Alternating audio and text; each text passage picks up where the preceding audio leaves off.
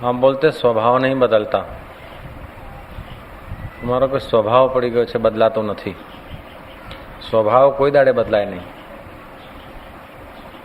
स्वभाव हो तो बदल नहीं सकता। अग्नि का स्वभाव उष्ण है, वो चाहे ब्राह्मण के घर में हो, चाहे चांडाल के घर में हो, चाहे हिमालय में हो, चाहे मरुभूमि में हो। अग्नि का स्वभाव उष्ण है, बर्फ का स्वभाव शीतल है, जल का स्वभाव द्रवीभूत है। स्वभाव नहीं बदलता, और अगर स्वभाव नहीं बदलता तो फिर उपदेश की, मंत्र की, अनुष्ठान की या शास्त्रों की आवश्यकता नहीं। अगर स्वभाव बदल नहीं सकता तो फिर उपदेश की जरूरत नहीं है, शास्त्रों की जरूरत नहीं है, आचरण धर्मानुष्ठान की जरूरत नहीं है। और जो बदलता वो स्वभाव नहीं होता। श्री राम। जो बदलता है वो स्वभाव नहीं होता। जैसे ब्रह्म का स्वभाव है स्फुरना, ब्रह्म का स्वभाव है सृष्टि को सत्ता देना। अब ब्रह्म का स्वभाव बदलता नहीं है, स्वभाव नहीं बदलता। जो बदलता है वो स्वभाव नहीं होता है। ये बहुत सूक्ष्म बात है, ध्यान से आप सुनने की कृपा करना। स्वभाव बदलता नहीं है, और जो स्वभाव है वो बदला, स्वभाव बदलता नहीं, और जो बदलता है वो स्वभाव होता नहीं। बदलता है विचार, बदलती है कल्पनाएं, बदलती है मान्यताएं। हम बोलते हैं स्वभाव बदल गया। श्री राम। ध्यान से सुनना। बदलती है मान्यताएं, बदलती है कल्पनाएं, बदलते हैं विचार। हम समझते हैं स्वभाव बदला। मध्य रात्रि को बिल में से चूहा निकला। शराबी शराब पीकर कुछ ढोल बैठे थे।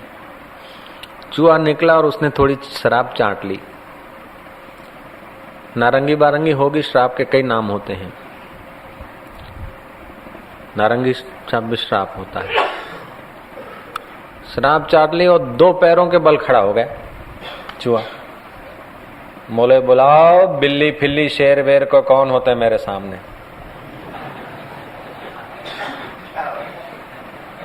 आज तक कई हमारे नाती गोतियों को उसने हजम किया, लेकिन अब मुझे पता चला। बुलाओ बिल्ली कहाँ रहती, शेर कहाँ रहते हैं। दो पैरों के बल से खड़ा हो गया। छोटा छोटा तो उसका मुंह जरा सी उसी मूंछ, और दोनों हाथों से दोनों मूंछों को फरफरा रहा है। तो अब चूहा बिल्ली को चैलेंज कर रहा है। क्या उसका स्वभाव है? उसकी प्रकृति नहीं है, तो स्वभाव नहीं बदला, उसकी मान्यता बदली। श्री राम। मान्यता क्यों बदली? कि जरा सी शराब आ गई और अपने को विशेष मानने लगा। ऐसे ही हम कई चूहों को जानते हैं। कोई बीए पढ़ा चूहा है, कोई एमए पढ़ा चूहा है, कोई कहीं किसी पद पे पहुंचा हुआ है। तो ये धन की, पद की, सत्ता की शराब पीकर हम आ जाते हैं कि आए आप। तो ये उधारी चीजें, जैसे चूहा ने शराब चाट ली, ऐसे ही हमारे मन ने उधारी बाहर की कोई मान्यता चाट कर और अपना मन आ गया कि आप आई एम समथिंग। लेकिन जब मौत आती है तो फिर देखो कहां जाता है वो स्वभाव नहीं है। मैं कुछ हूं, ये आपका जो कहना है ना, धन को लेकर मैं कुछ बने, सत्ता को लेकर मैं कुछ बने, सौंदर्य को लेकर आप कुछ बने हैं, मित्र और परिवार को लेकर आप कुछ बने हैं, तो ये आपका स्वभाव नहीं है। नारायण श्री राम। कृपानाथ ही कृपा करना आप लोग। ये आपका स्वभाव नहीं है, ये पराई शराब चाटकर आपके मन की एक वृत्ति है। वृत्तियां बदलती रहती है, स्वभाव उसका साक्षी है। जब डर लगता है तब भी वृत्ति शराब नहीं चाटती, लेकिन और कोई कल्पना में फंसी। और जब कोई सत्ता का, धन दौलत का कोई शराब पी लेते हो, तो बिल्ली से तो चूहा डरता है, लेकिन अभी 2 पैर पे खड़ा हो गया है, लेकिन वो लंबा समय नहीं खड़ा रहेगा। क्यों? कि बोतल के सहारे है वो। ऐसे ही हम लोग भी जो बोतलों के सहारे खड़े हो जाते हैं ना, हम भी जो 2 पैर पे के बल पे खड़े हो जाते हैं, सीना फूलते हैं, ये हम कुछ वस्तुओं को अपने में जोड़कर, अपना मन इंद्रियां पदार्थों को देखती है और मन उसके साथ चिपकता है और फिर उसको अपना मानकर और कुछ फूलता है। श्री राम, आपका स्वभाव है कि इंद्रियां और मन अनुकूल चेष्टा करें तब भी आप देख रहे हैं, मिश्रित चेष्टा करें तब भी आप देख रहे हैं, और प्रतिकूल चेष्टा करें तब भी आप देख रहे हैं। आपका स्वभाव है साक्षी स्वभाव। श्री राम, कृपानाथ इस बात को आप अपनी बना लीजिए, मेरी मत रखिए, आपकी बात है ऐसा समझिए। श्री राम, आपका स्वभाव कभी नहीं बदलेगा और बदलने की इच्छा भी नहीं करना। आज तक जो स्वभाव आप मान बैठे हैं वो आपका स्वभाव नहीं है, वो इंद्रियों का स्वभाव है। बीड़ी पिए बिना नहीं रह जाता क्योंकि मेरा स्वभाव पड़ गया, लेकिन फिर उन आदमियों ने बीड़ी छोड़ी। दारू बिना भोजन न मिले तो न मिले, लेकिन बोतल मिले, ऐसे आदमियों ने दारू छोड़ दिया, झगड़ा छोड़ दिया। वालिया लुटारा जैसा आदमी बोले स्वभाव बदल गया, स्वभाव नहीं बदला, उसके मन की वृत्तियां बदली, उसके इंद्रियों की दिशा बदली, उसके बुद्धि के निर्णय बदले, वो तो वही का वही था। श्री राम, तो यहां आज के श्लोक से हम इतना जरूर समझेंगे कि जैसे दरिया के किनारे आप खड़े हैं, तमाम लहरियां उठ उठ कर लीन हो रही है, आपको कोई आपत्ति नहीं, लहरियां उठने का मजा ले सकते हैं, ठंडी हवाओं की खबरें सुन सकते। लेकिन अगर दरिया में अपने आप को आपने उछेल दिया, फिर लहरियों की थप्पड़े आपको परेशान करती। श्री राम, वो लहरियां तब तक आपके लिए दुखदाई नहीं है जब तक अपने आप को आपने दरिया के हवाले नहीं किया। जो दरिया में प्रवेश किया तो वो जो सुंदर थी, सुखद थी, ठंडी खबरें देने वाली लहरियां थी, वही आपको छिन्न भिन्न करने में काम आएगी। ऐसे ही इंद्रियों की या चित्त की जो लहरियां है, उसको आप किनारे होकर दृष्टा होकर देखें तो संसार में हंसने का मजा है, रोने का मजा है, नरोवा कुंजरोवा कहने का मजा है, मक्खन चुराने का मजा है, चुटला ताड़ने का मजा है, बंसी बजाने का मजा है। पूरे हैं वो मर्द जो हर हाल में खुश हैं। अगर तरंगों से थोड़ा अलग होकर, आप कृपानाथ थोड़ा से इस बात पर ध्यान दीजिए, अगर आप सागर की तरंगों से पृथक होकर तरंगों का मजा लेते हैं तो आप हैं कृष्ण। श्री राम, आप हैं क्राइस्ट, आप हैं बुद्ध, आप हैं नानक, आप हैं कबीर। अगर आप उन तरंगों में घुस जाते मजा लेने के लिए, किनारे खड़ा रह के मजा नहीं लेते, मजा आया तो एकदम उनको बात भिड़ा के अंदर जाते हैं, वो मजा तो मजा गया, फिर जान छुड़ाना मुश्किल हो जाता है। श्री राम, ऐसे ही मन और इंद्रियों की तरंगों को देखकर अपने स्वभाव में आप खड़े हैं तो ठीक है, लेकिन आप अपने स्वभाव को छोड़ते नहीं हैं। अपने स्वभाव को बदलने की जरूरत नहीं, आप अपने स्वभाव को भूल जाते हैं और पर स्वभाव को अपने ऊपर हावी कर देते। श्री राम, आप अपने असली स्वभाव को भूल जाते हैं और पर स्वभाव को हावी कर देते हैं। कैसे? जैसे महाराज आप बैठे हैं, सड़क के किनारे आपका फर्स्ट क्लास बंगला है, निकली गाड़ियां, निकली बारात आप देख के खुश हो रहे हैं, निकले स्कूटर, निकली मोटरें, आप देखने वाले मजा ले रहे हैं। एक दिन बढ़िया बारात निकले और मोटर गाड़ी निकले, और दूसरे दिन किसी की आखिरी बारात निकले और बैलगाड़ियां निकले।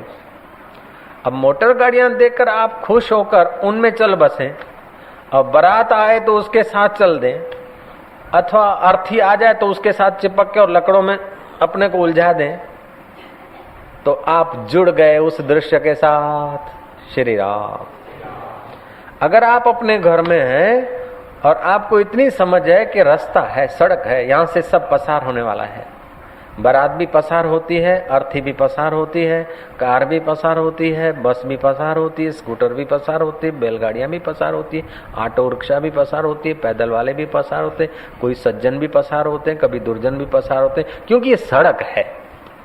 श्री राम। अब अच्छे आदमी पसार हो तो आप थोड़ी देर के लिए हाँ धन्यवाद, हाँ ठीक है। एक अच्छे पसार हुए तो अपने को अच्छा मानने लगे, और डाकू पसार हुए तो अपने को डाकू मानने लगे, और मुर्दा पसार हुआ तो अपने को मुर्दा मानने लगे, और वर राजा पसार हुआ तो 60 वर्ष का डोहा अपने को वर राजा मानने लग जाए। तो उस आदमी पर जैसे आपको हंसी आती है कृपानाथ, ऐसे ही ज्ञानवानों को तुम्हारे पर हंसी आती है। यतेन्द्रिय मनोबुद्धि मुनि मोक्ष परायणः विगत इच्छा भय क्रोध यस सदा मुक्त एव सह। जिसकी इंद्रियां मन और बुद्धि जीती हुई है, जीती हुई का मतलब यह नहीं कि तरंग उठे नहीं, मन से संकल्प हो नहीं, अथवा इंद्रियों से कोई उपयोग न करें, इंद्रियों का उपयोग तो करें। अब एक बात फिर समझें, आप रूम में बैठे हैं और अंदर से कड़ी लगा दी, आप भले 4 घंटे बैठे रहें, आप स्वतंत्र है, आपको दुख नहीं है। आप रूम में गए और किसी ने कुंडा लगा दिया, बाहर से होल ड्राफ्ट लगा दिया, कड़ा लगा दिया, भले थोड़ी देर के लिए लगाया, लेकिन किसी ने लगाया तो आप पराधीन हो गए, और आपने लगाया है तो आप स्वाधीन हैं। श्री राम। ऐसे ही अपनी सत्ता में रहकर आप युद्ध करते हैं, भोग भोगते हैं, बच्चे को जन्म देते हैं, इन इंद्रियों का आप उपयोग करते हैं, तो आप रूम में अपनी सत्ता से बैठे,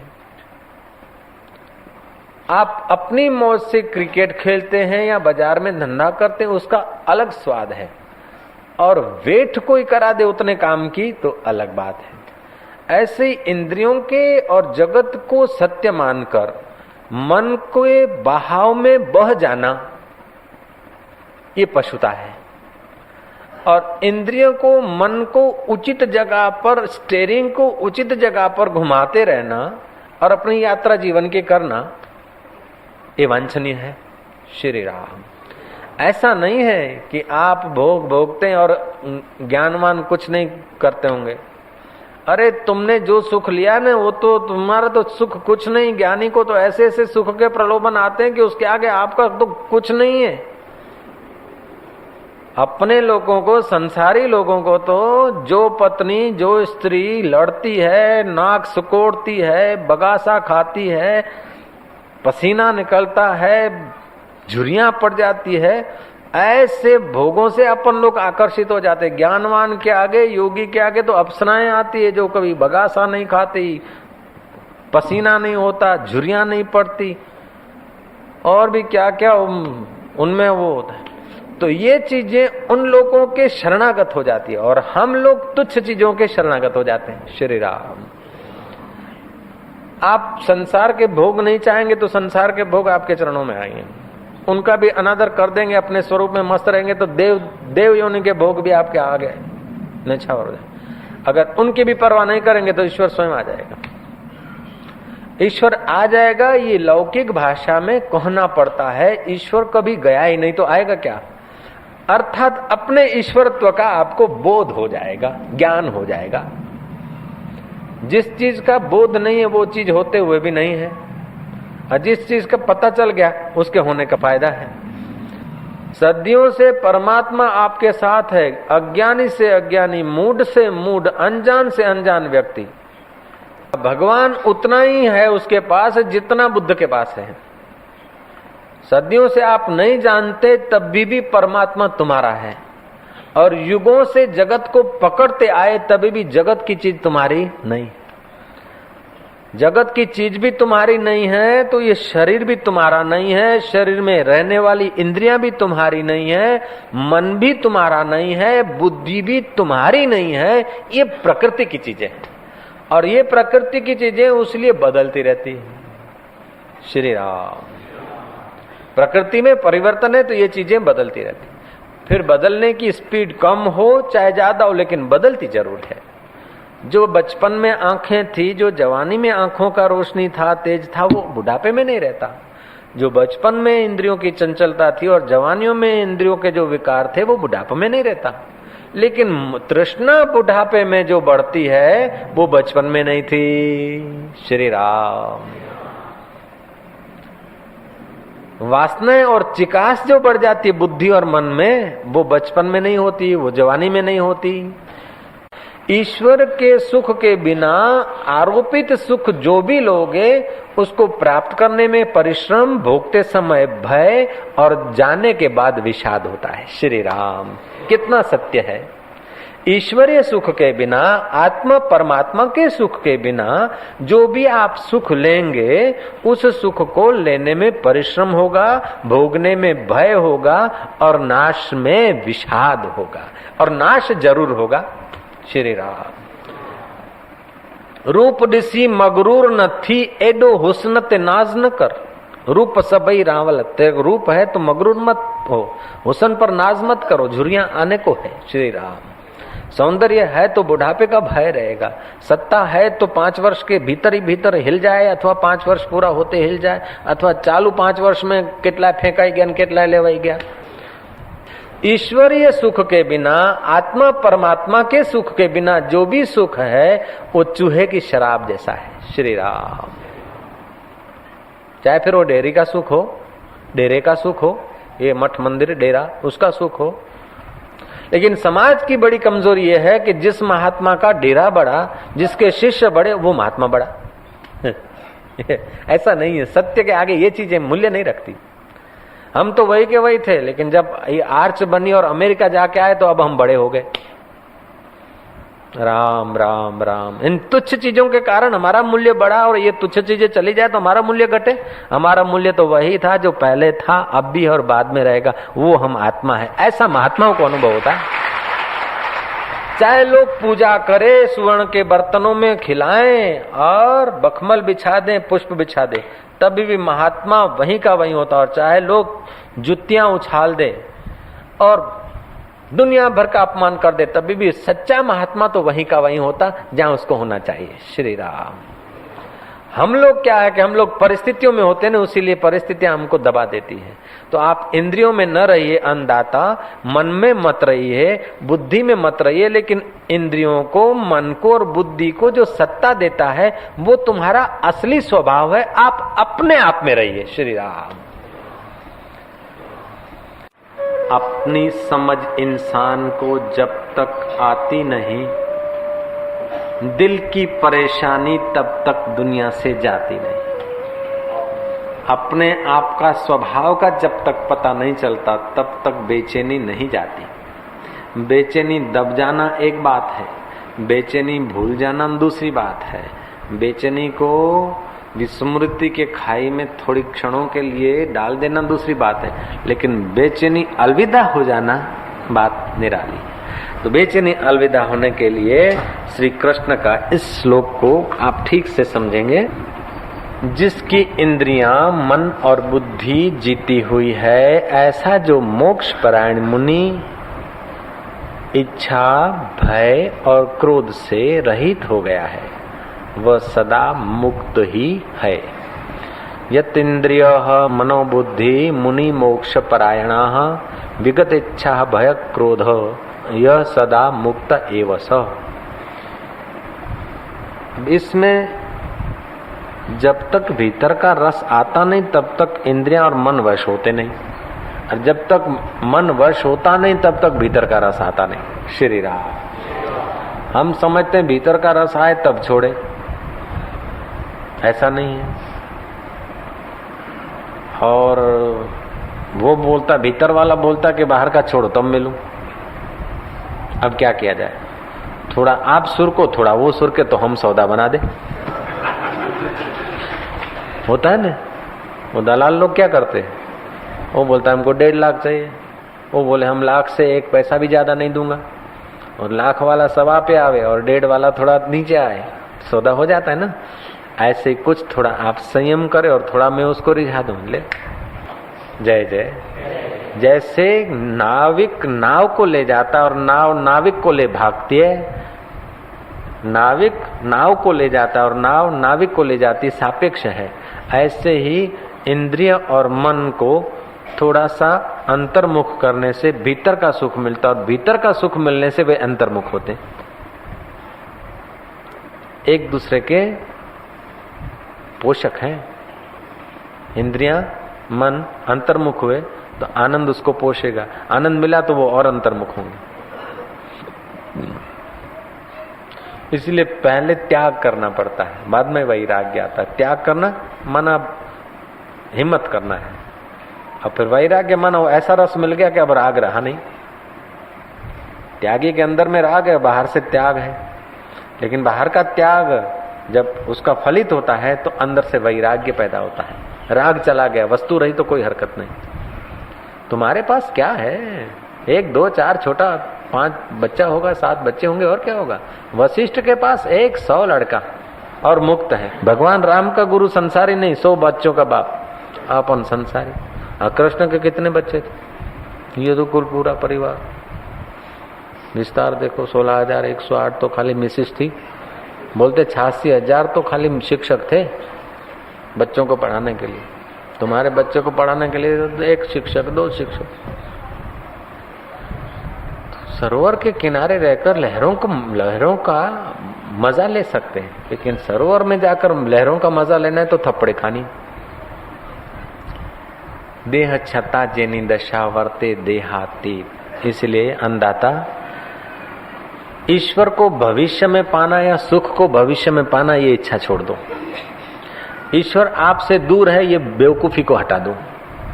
और ईश्वर को आप नहीं पा सकते, इस कायरता को अलविदा दे दो। श्री राम। आप ईश्वरी रस नहीं पा सकते, ये कायरता के विचारों को अलविदा दे दो।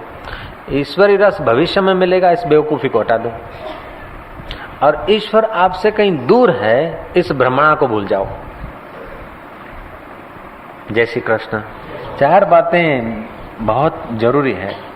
आप जो कुछ करते हैं सुचारू रूप से करो। जो कुछ काम करते हैं, दर्दी की सेवा करते, नर्स हैं तो नर्स की ड्यूटी उस समय बजाओ। रसोई करते तो रसोई प्रेम से करो। दुकान पे जाते, जो कुछ करते सुचारू रूप से करो। एक बात। दूसरी बात, करने के बाद अपने को कर्ता मत मानो। मन इंद्रियों ने और बुद्धि ने किया, हम उससे अलग। हरिओम तत्सत। आ बधु गपसप। जो करो सुचारू रूप से करो। और करने के बाद अपने इंद्रियां, मन और बुद्धि ने किया है, सत्ता मात्र साक्षी मात्र में हूं, बाकी सब स्वप्न है। 2 बात। तीसरी बात, अपना व्यक्तिगत खर्च कम करो। व्यक्तिगत खर्च कम, मनोबल बढ़ेगा, आत्मरस के तरफ जाओगे। तो 3 बातें हो गई ना। सुचारू रूप से करें, करने के बाद कर्ता न मानकर साक्षी भाव में आए, व्यक्तिगत खर्च कम करें। ये 3 बातें तो हो गई। चौथी बात, सत्संग और स्वाध्याय को न छोड़े।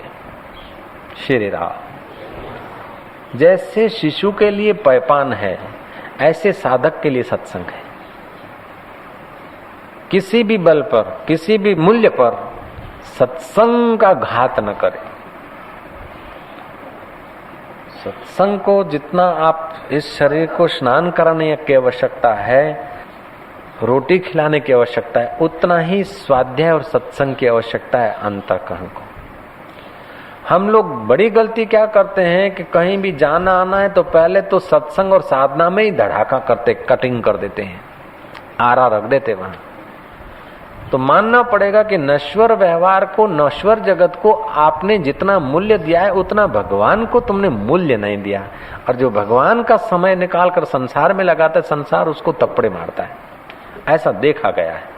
बच्चा पैदा होता है, पढ़ेगा कि नहीं पढ़ेगा उसमें संदेह है, शादी करेगा कि नहीं करेगा उसमें संदेह है, घर में रहेगा कि बाप से जुदा हो जाएगा उसमें संदेह, लेकिन मरेगा कि नहीं मरेगा उसमें कोई संदेह नहीं। मरना तो जरूर है, तो फिर मजूरी कर करके क्या मरना, राम में आराम पाके मरना है। श्री राम। इंद्रियां वश क्यों नहीं होती, मन वश क्यों नहीं होता? कि हमने जिन चीजों को महत्व नहीं देना चाहिए उन चीजों को महत्व दे रखा है। जिस कर्मों को महत्व नहीं देना चाहिए उन कर्मों को महत्व दे रखा है। जिस व्यवहार को महत्व कम देना चाहिए उसको हमने अधिक दे रखा, उसलिए हमारा इंद्रियां, मन और बुद्धि परमात्मा में स्थिर नहीं हो पाती। आत्म साक्षात्कार करने में अथवा अपने हृदय में ईश्वर है उसका अनुभव करने में 3 बातें अड़चन करती है, बस केवल 3 बातें। पहली बात है जीने की इच्छा। आप जीने की इच्छा न करेंगे तभी भी जिएंगे भैया। श्री राम। एक तो जीने की इच्छा, दूसरा करने की इच्छा और तीसरा पाने की इच्छा। ये 3 चीजें जो है इंसान को ईश्वर है, तो इंसान ईश्वर है, तो आत्मा परमात्मा। नानक तुमसे बड़े नहीं थे, कृष्ण तुमसे बड़े नहीं थे, कबीर तुमसे बड़े नहीं थे, लीलासा साईं तुमसे बड़े नहीं थे और तुम उनसे छोटे नहीं हो, लेकिन छोटे तुम रह गए और वे बड़े हो गए। कारण एक ही है। इन 3 चीजों को वे लोग समझ गए और अपन लोग नहीं समझते। जीने की इच्छा, शरीर में ममता, जीने की इच्छा, दूसरा करने की इच्छा, तीसरा पाने की इच्छा। ये जो 3 इच्छाएं हैं, जीने की इच्छा, करने की इच्छा और पाने की इच्छा, इसी से आदमी अपने केंद्र से बाहर आ जाता है। श्री राम। अगर ये 3 इच्छाएं जितने अंश में कम होगी उतने अंश में आदमी महान हो जाएगा। और अगर ये इच्छाएं तीनों भीतर से चली गई तो आदमी आदमी के रूप में तो देखेगा, लेकिन उसके द्वारा परमात्मा अटखेलियां करेगा। बाहर से तो कार दिखेगी, लेकिन अंदर इंजन बदल जाएगा। ऐसे ही वो आदमी तो आदमी देखेगा, व्यक्ति तो व्यक्ति देखेगा, लेकिन अंदर जीव की जगह पर ईश्वर अटखेलियां करेगा। नानक जब घर छोड़कर गए, साधन भजन करके आत्मज्ञान पाकर आए, तो उसका बाप बोलता था कि इसको तो मैं जानता हूं, ये तो नानक है, मॉडल नानक का है, लेकिन अब वो नानक को नानक मत समझो, गुरु नानक समझो तो कल्याण होगा।